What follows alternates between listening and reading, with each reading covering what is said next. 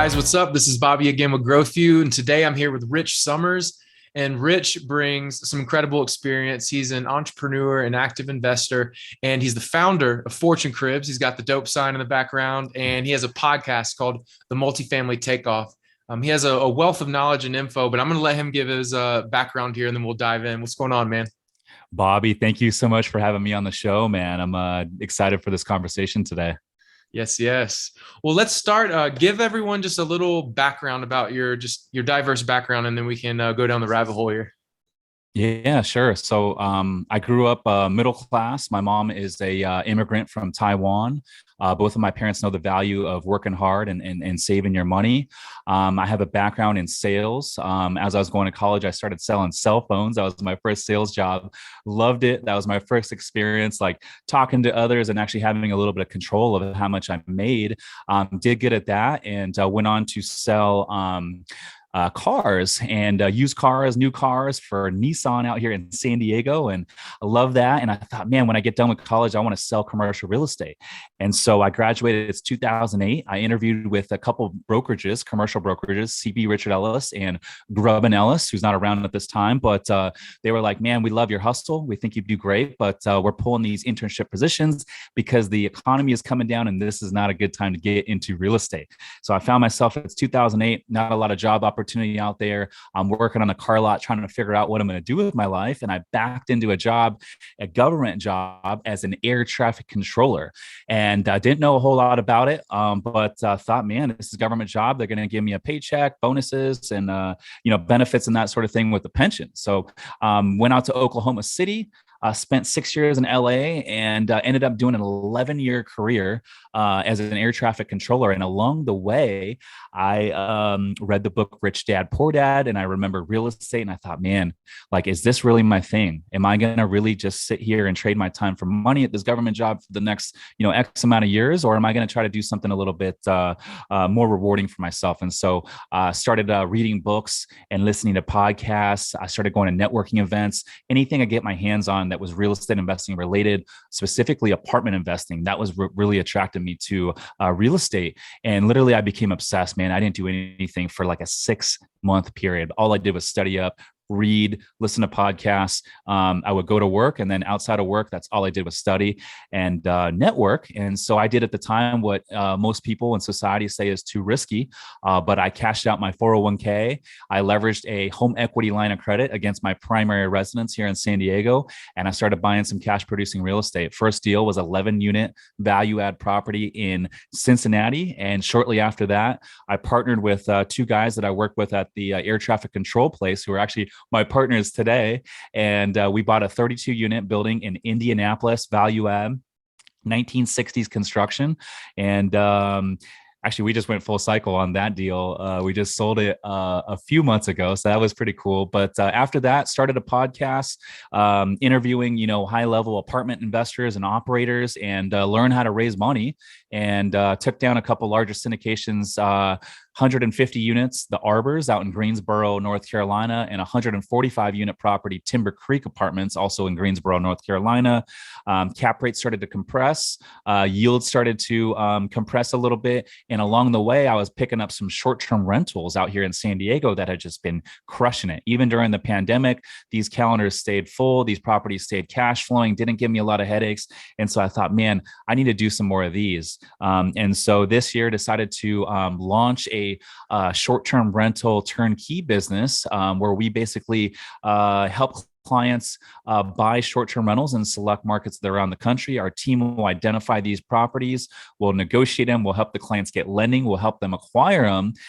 So they'll get direct ownership. And then our team will design, furnish, and manage all the day-to-day operations, whether it's the housekeeping, the maintenance, the turns, the accounting, the 24/7 guest communication. We basically do it all, making it truly hands-off to the client. So direct ownership and passive returns, cash on cash in the 15 to 20% range. So that's really been keeping me busy this year. I've been building this company, building out the infrastructure, building the team. And there's been a huge appetite for this product thus far. And we're just really trying to work out the kinks and the bottlenecks and try to scale this thing so we can provide more cash flow and value to the to the people out there. And really, that's kind of my story in a nutshell. I love it. The diversity is there, and That's exciting. So a couple of things. I know you mentioned you took down some multifamily syndication deals and you found some incredible opportunity in short-term rentals. And that's really fascinating to me because I started my career. I worked in digital marketing, discovered syndications.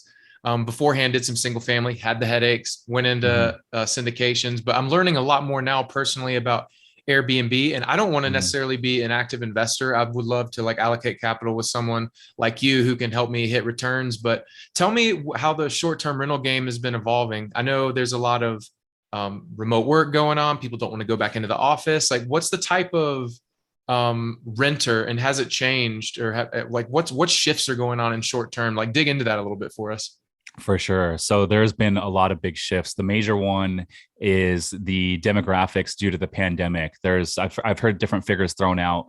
We had Neil Bawa on our podcast a little while back, and he said the number roughly 22 million Americans are adopting this new way of life to where they're not going back to the office. Remote work is a very desirable thing for not only the employer, but also the employee. And people are valuing that experience versus being tied down to a primary residence for 30 years and raising their family that way. And so, just think about 22 million Americans are now going to be living in different parts of the country for 1 month, 2 months, 3 months at a time, and exploring and that sort of thing. And so, because of that, there's been an uptick in demand for short-term rentals.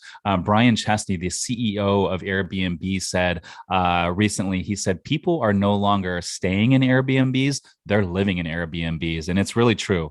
If you look at the revenue, we study all the revenue in the different markets that we source deals in. The short-term rental revenue for almost all markets in the country right now is increasing at a dramatic pace. I believe it's still the first inning of short-term rentals. I think there's a lot of opportunity there, but there are some challenges baked in. And one of those challenges is the regulatory environment. And so, what's going to happen if you go into a market to where the regulations change? That's something that we consider. One of the ways to mitigate that is to go into markets that are more landlord friendly. The more business and landlord friendly states and markets typically tend to be more friendly on the short-term rental regulation side. And then also you got to know your exit strategies. For example, if you get into a short-term rental deal and the regulations change next year, we can't control what happens tomorrow, right? If the regulations change, what are your fallback? What are your exit strategies? And so one of them could be, okay, can you fall back to long-term rents? The most logical one that we like to look at is most cities and municipalities around the country define short-term rentals as anything less than 30 days. And so if the regs change, you can always fall back to a midterm stay, which there's still a huge demand for. And that's basically a furnished rental, but 30 days or more. And so you can also, obviously, if the market's up, you could sell for a profit, take your equity and move it to another part of the country. I think as long as you have exit strategies, you're going to be okay. Awesome. And as far as like top markets that you guys are looking at, which ones do you see having the best potential upside maybe over the next 5 years? Yeah, it really depends what the client or the investor is looking for. For example, if your goal is high cash flow and you don't care too much about long-term appreciation, then I like certain markets like Memphis, Indianapolis, Kansas City. I love some of those markets. But if your goal is cash flow, and I'm sorry, if your goal is long-term appreciation and you're willing to take a lesser return in terms of cash flow, I like areas like Scottsdale, Arizona. I like some of these areas like Joshua Tree, California, some of the more vacation areas or areas that are near big national parks, Gatlinburg, Tennessee, Zion National Park has some areas out there as well. Those are some of the areas I like. Awesome. And you mentioned around 15 to 20% cash on cash returns. Like, I've heard when it comes to managing like Airbnbs, I've heard numbers thrown around in that like 20 to 50 range. Like, how does yours guys model work? Like, from like, take us through like everything Fortune Cribs does, from the acquisition to the management to handling the cleaning. I know there's a ton when it comes to getting reviews. That's one thing I've heard people talk about, is they're nervous about getting an Airbnb because if they don't have reviews, is it not going to rent out? That I'm holding it for 6 months Mm-hmm. and now you're Mm-hmm. 12, 13 grand in the hole. Like, break down the Yeah. process and the value you guys create. For sure. So first we sit down with the client and get a good understanding of their investment goals and what they're looking for, and then also their budget. What is their ability to buy? And then we'll also look at their lending criteria. We have lenders that we work with that can fulfill any client's needs. For example, if you don't have the debt to income and you don't have the tax returns needed in order to qualify from our lending, we have lending options that won't pull debt to income ratios or tax returns. You're just going to pay a little bit more in terms of the rate. But once we get that kind of stuff hashed out, then we'll go search. When we find a deal that's a good deal, we'll get it under contract under the Fortune Cribs name, and then we'll take our time assigning it to one of the clients. We'll help the client get lending. We'll help them, make sure the property condition report comes back. Any repairs that are needed are taken care of. We'll help them get to the finish line. From there, our team will design the property, and we are looking at we have resources that allow us to see what all the other short-term rentals in the country are making. So if we go into a market like Kansas City, for example, and we're sourcing, 5-bedroom properties, we can see exactly where all the 5-bedroom properties are and how much they're making. And so we'll tailor our designs based on the local market. For example, right now we're launching 3 properties for clients in Memphis. And so in Memphis, what's the big draw, right? They got rock and roll, Elvis Presley, jazz, the Memphis Grizzlies, and that sort of thing. So we'll go in and theme these properties out based on the local market and the history, sports and entertainment history, if you would. We'll bring in local muralists. We'll do, neon signs. Often we'll do custom jacuzzis, fire pits, all those types of things to kind of draw in that culture, but also set our listing apart from all the other ones. And then from the operations side, the only 2 things you need boots on the ground in any market we go into are 2 things: housekeeping and maintenance. Everything else can be done virtually. So we have a team of virtual assistants who work with us full time out of the Philippines, and they do our 24/7 guest communication, which is great. And then we have an accounting team that does all the profit and loss statements for the clients. We can even pay the utilities on the owner's behalf, basically the A to Z, making it truly hands off. But what we do best is not only acquisition, like we're handpicking the best properties in the best markets from a return profile across the country, but we're also operating with 5-star reviews. We're driving the 5-star reviews, and then we're averaging 90% plus occupancy with all of our properties, regardless of market. Those are some fire numbers. That's huge. Mm-hmm. Nice. Yeah. And one question I have is, it sounds like a lot of these deals, people obviously do it based on their income and how they are as an individual. Do you have any clients who maybe have 1 or 2 cash flowing businesses and they want to build an Airbnb business, and maybe they structure their own LLC under their business, and because they have quality cash flow, good P&L, not a ton of churn, are they able to build like an Airbnb portfolio if they wanted to, create an arm of like an extension of their LLC or something along those lines? Or is it typically just an individual? Yeah. So elaborate a little bit more on your question so I can understand it better. Yeah. So like there's an example. Let's say you own a company and you're making, let's say you're $1 million a year, and you want to take out a loan and build an LLC. Say you make a subsidiary and you say, hey, we're crushing it here. I want to create a subsidiary and leverage the success of this business to start a new one where they manage like individual properties. Is that possible, or is this all just done primarily like on an individual basis? Yeah. So our property or our clients will take ownership and hold title either under their personal name or under an LLC. And so I would say it's about 50-50. Some of our clients do hold these properties under an LLC. We operate the property. All the gross revenue flows into our operating account. All of the property expenses flow out of our operating account. And then at the end of each month, our clients will receive an ACH payment for the cash flow and an owner's statement, which will show the profit and loss in detailed line items. Got it. Cool. And is there a way to do, I know like with bonus depreciation and cost segregation studies, you kind of want to be at a certain price point where it makes sense to like pay that cost. Do any of your clients do that so they can write off certain components, like a little different than say like owning your own home or a standard rental? Yeah. We highly suggest cost segregation studies to be done on all short-term rentals. It's actually a more powerful lever in the short-term rental space than in multifamily, surprisingly. So the cost to perform a cost segregation study for a short-term rental is typically only about $750, but it's totally worth it. And then they're going in there and they are, giving you a depreciation schedule for all the furnishings, all the design costs, any other components that you put in the property along with the purchase price. And so let's say all in, for example, you're, $600,000 on a short-term rental with your furnishings. You're looking at potentially $200,000 in accelerated depreciation schedule, which is great. And, with the cash flow being so high with these properties, it is a great thing to, be able to expense them, if you would, across your cost seg study. The other part, which is cool to short-term rentals, which makes it unique, is that these properties, because it's considered more of an active business, they have a little loophole in the tax code, and I'm not a CPA. I'm sorry, I'm not a I'm not a specialist. So definitely do your own research, right? But how I understand this rule is this: if your average guest stay is 7 nights or less, it's considered an active business. And so then you can actually take the bonus depreciation from the property to not only offset your active streams of income, your passive streams of income, but also active streams of income, AKA if you had like a W-2 or something like that, or another stream of, active income. Verify with your CPA, but there are some loopholes around it.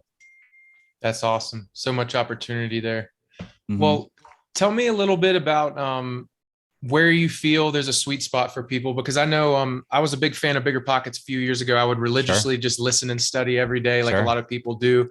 And now I'm at the point where I'm like taking action and like trying to do my own deals and take part. But where do you see like a fine line, let's say, for a high income earner? Someone who's listening to this is likely trying to get into syndications or get their portfolio off the ground because they want to create time freedom. Where do you see the sweet spot with where we are in the market between, do I go all in on syndications or do I work on some short-term rentals? Like, where do you see the value for someone that's maybe new? Like, what would your tips be, I guess? And this would be for someone that is an established professional in whatever prospective field they're in, and they just want to diversify and pick up some investment real estate.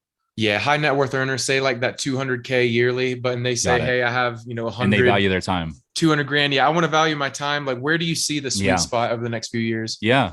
So 2 answers here. So if you have enough money set aside to only do one deal, I would 100% do a deal with a company like us, to where we're going to go source you a short-term rental and get you that 15 to 20% cash on cash return, truly passive. And then you can use those tax benefits to potentially have more tax savings in your other, lines of business. Now, if you have the ability and capital to do a couple, I would say diversify. Go do an apartment syndication.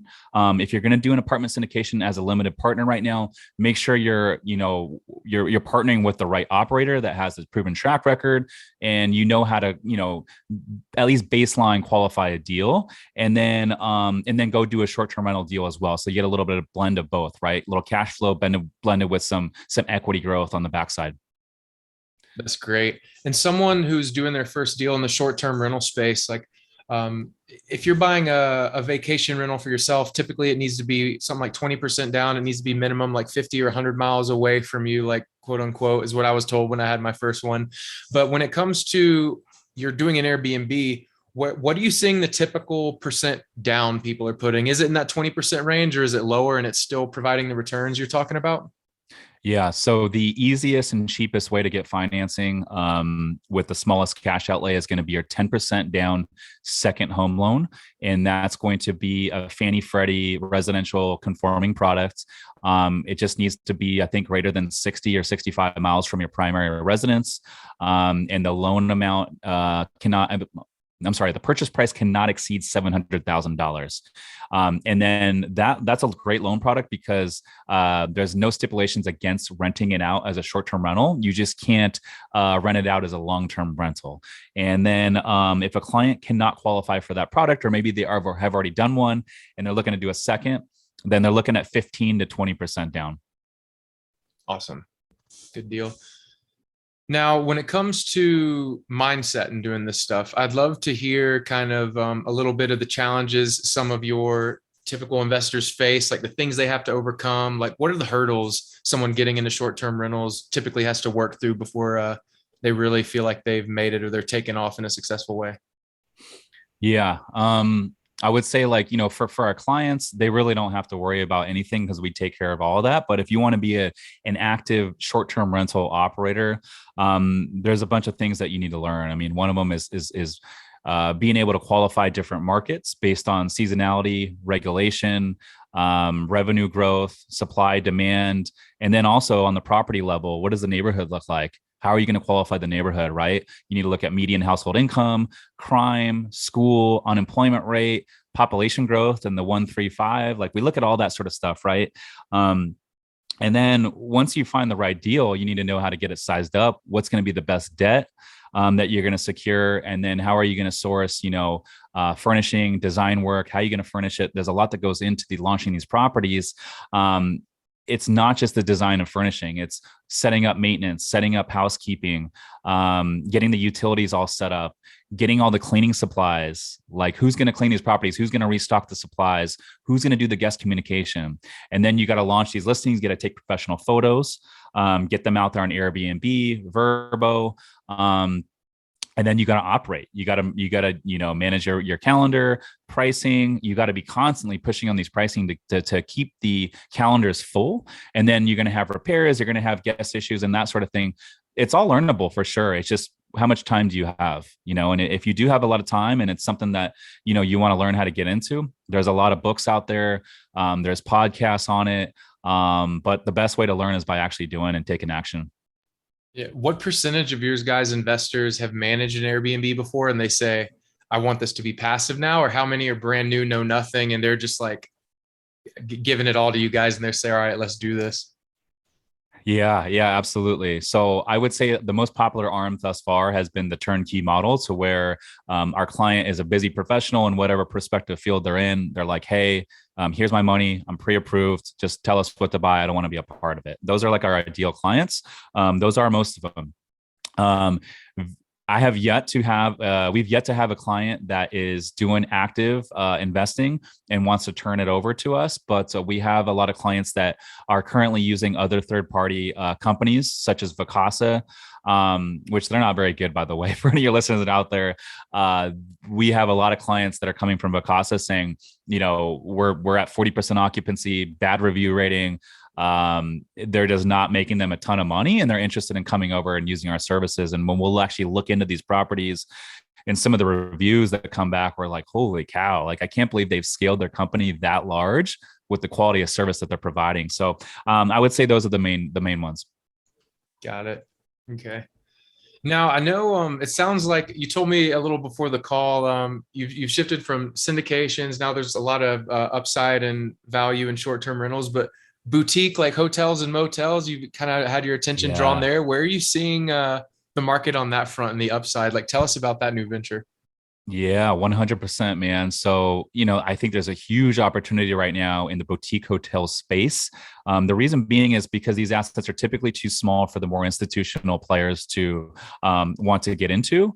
And then also, I think for the more novice investors that are maybe more traditionally multifamily or some of these other commercial asset classes, but don't have any background in hospitality or short-term rentals, it's hard for them to kind of wrap their fingers around it. So I think for, like someone like us, we have the background in both, commercial real estate, but also short-term rentals. Fortune Cribs can manage these assets. So I think the real opportunity is going in and buying a boutique hotel. Let's say it's 10 rooms, for example. We actually have a property under LOI right now in Northern California, right on the water. Mom and pop type of owner, own the property for 20 plus years. They're not doing any marketing on Airbnb or Verbo.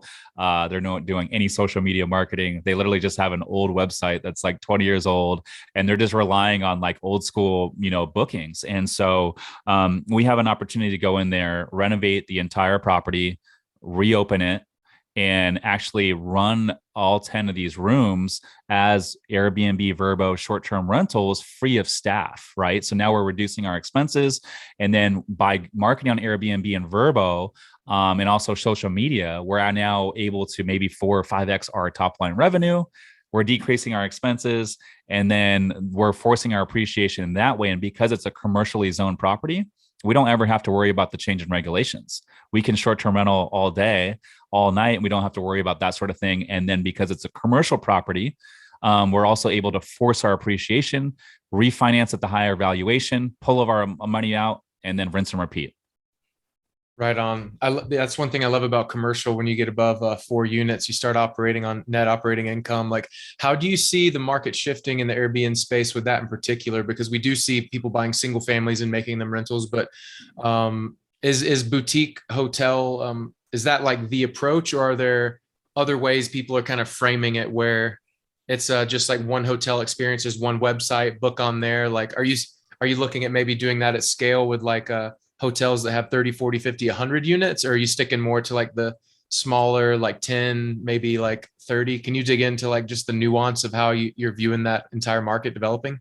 Yeah, absolutely. I think we definitely want to stay in the boutique side. So anything that's, as small as maybe 6 rooms up to nothing probably larger than 20 rooms is going to be our sweet spot. Ideally, you want to find properties where the each of these rooms actually have direct access to the exterior. So guests can actually check in and check out without having to go through a lobby or a formal check-in procedure.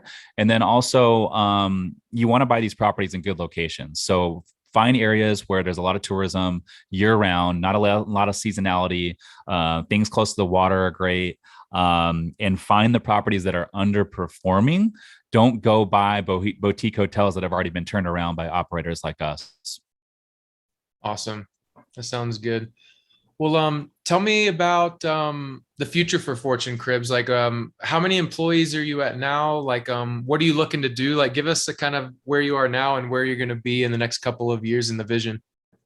Yeah, absolutely. So currently we have a team of 7 of us.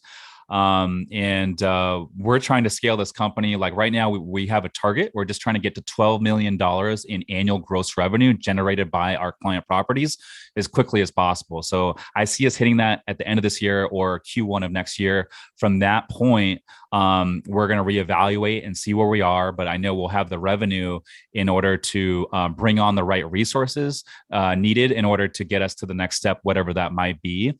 I'm not a big believer in 3, 5 year, 10-year visions. The reason is because we live in a time where technology and things are just shifting very, very quickly. Things are fluid, and it's those who adapt are the ones that win, right? And so I'm not a big believer in sticking to a long-term goal, because I know what I believe in today, or what I think I want today, is going to be different for us when we get there. Our perception will definitely change. And so if it's not, that means you're not growing, right? And so that's our target, and we'll see what the next step is once we get there. I hear you. I tend to agree. I like that. Well, let's see.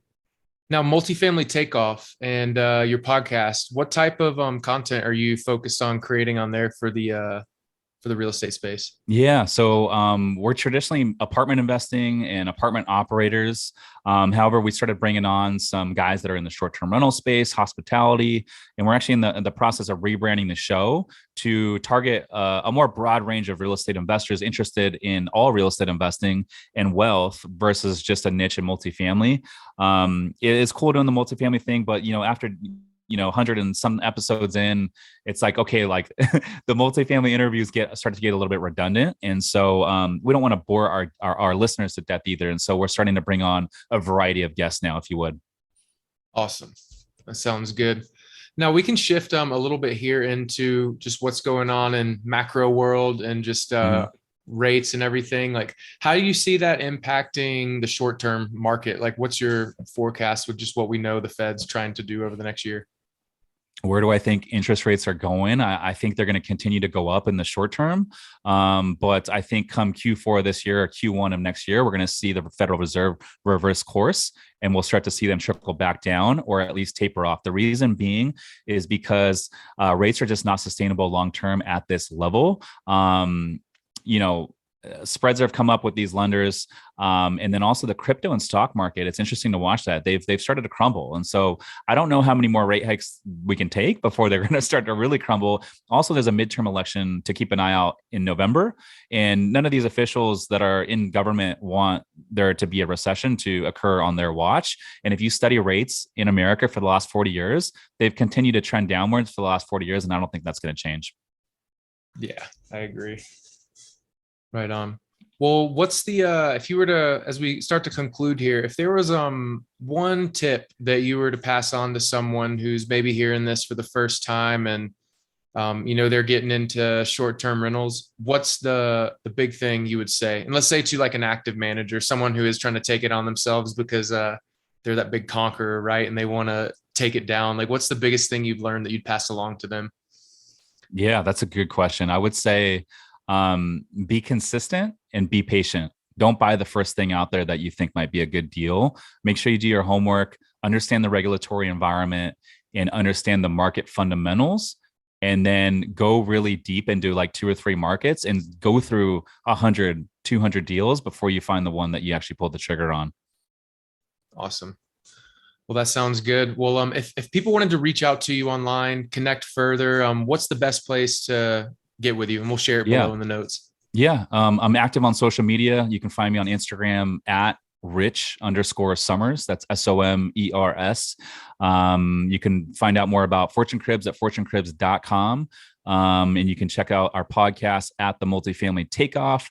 Or the last thing I'll say is we also have a in-person live meetup that I co-host here in San Diego, second Wednesday of every month for anyone that's out in Southern California. It's called Beers and Deals.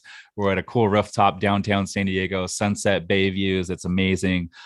We get about 130 people that show up every week, and it's growing quickly, but it's a good time and opportunity to meet some other real estate investors and to potentially partner with and do deals with.